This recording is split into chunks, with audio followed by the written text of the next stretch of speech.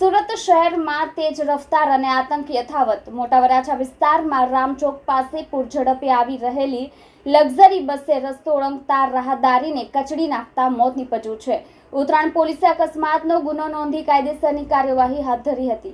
મોટા વરાછા વિસ્તારમાં યોગી ચોક પાસે ખાનગી લક્ઝરી બસ બેફામ બની હોવાની ઘટના બની છે। મોટા વરાછા વિસ્તારમાં આવેલા રામચોક નજીકના મણકી મા ચોક ખાતે રસ્તો ક્રોસ કરી રહેલા એક યુવકને પૂરપાટ ઝડપે દોડતી ખાનગી બસ ચાલકે કચડી નાખતા ઘટના સ્થળે જ મોત નીપજ્યું હતું। અકસ્માતના પગલે મોટી સંખ્યામાં લોકો એકઠા થઈ ગયા હતા અને ડ્રાઈવરને પણ ઝડપી પાડ્યો હતો।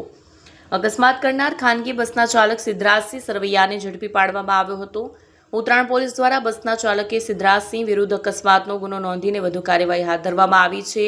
મૃતક યુવકના પરિવારને જાણ કરવામાં આવતા તે પણ ઘટનાસ્થળે દોડી આવ્યા હતા।